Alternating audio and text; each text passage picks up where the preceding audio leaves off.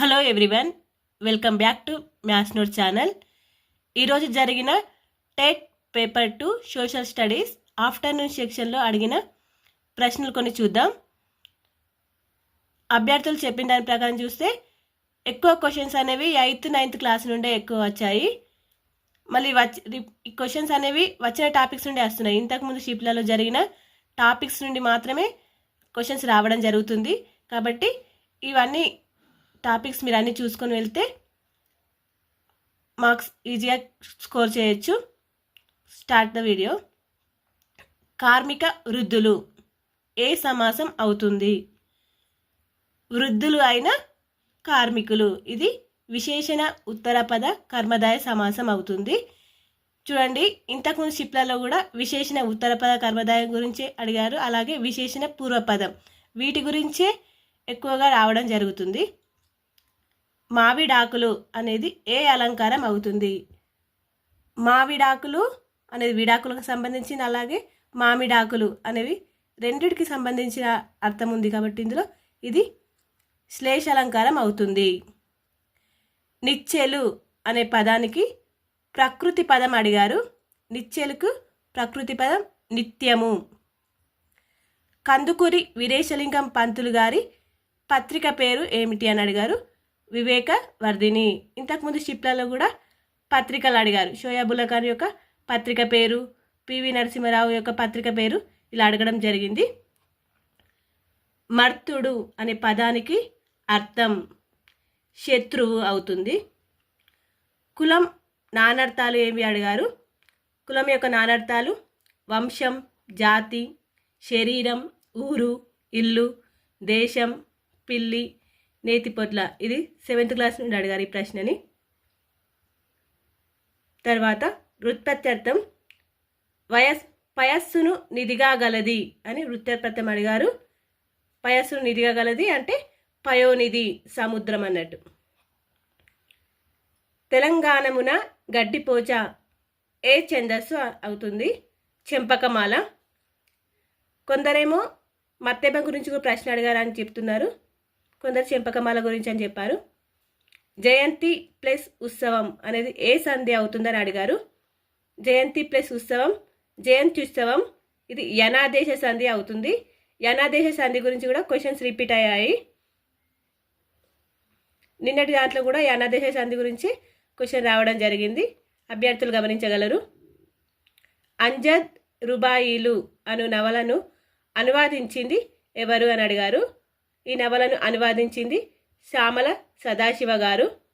స్వర్ణం పర్యాయ పదాలు కానిది అడిగారు. ఇక్కడ కానిది అనే వాటి ఎక్కువ అడుగుతున్నారు కాబట్టి మనం వాటి పర్యాయ పదాలు ఏంటో తెలుసుంటే కానిది దానికి ఆన్సర్ చేయగలుగుతాం. కాబట్టి స్వర్ణం యొక్క పర్యాయ పదాలు సువర్ణం, హేమం, కనకం, పుత్తడి, పసిడి, పైడి.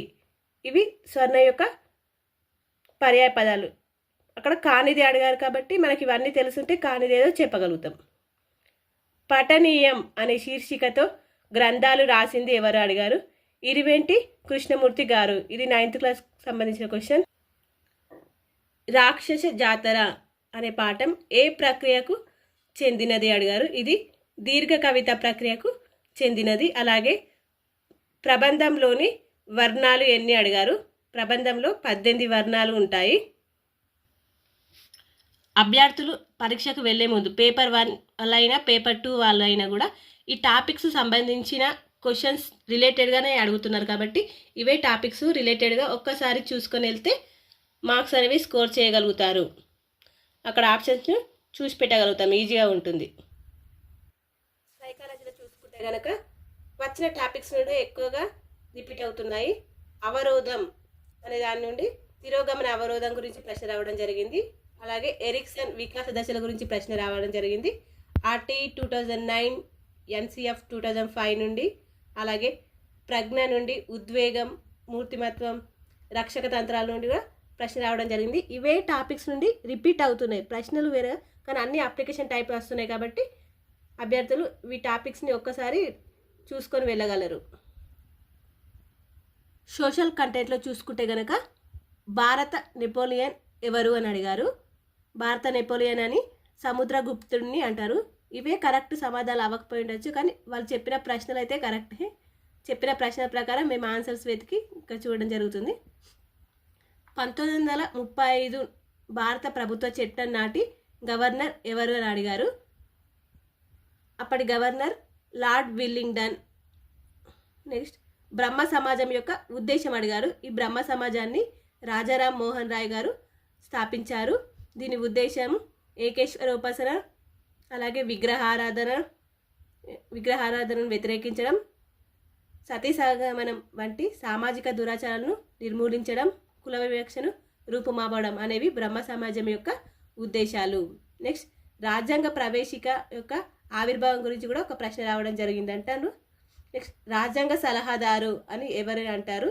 రాజ్యాంగ సలహాదారు అని బిఎన్ రావు. రాష్ట్రపతి అభిశంసన తీర్మానాన్ని అవసరమైన మద్దతు ఏంటి అని అడిగారు. రాష్ట్రపతి అభిశంసనానికి ఉభయ సభలో విడివిడిగా మొత్తం సభలలో కనీసం 2/3 వంతు మెజారిటీ అవసరం ఉంటుంది. లోక్సభ మరియు రాజ్యసభల్లో విడివిడిగా 2/3 వంతు సభ్యులు దానికి ఆమోదం తెలపవలసి ఉంటుంది. నెక్స్ట్ ఆర్టికల్ 18 గురించి కూడా ఒక ప్రశ్న రావడం జరిగిందంటున్నారు. ఈ ఆర్టికల్ 18 అనేది బిరుదుల రద్దు గురించి తెలుపుతుంది. Thank you for watching.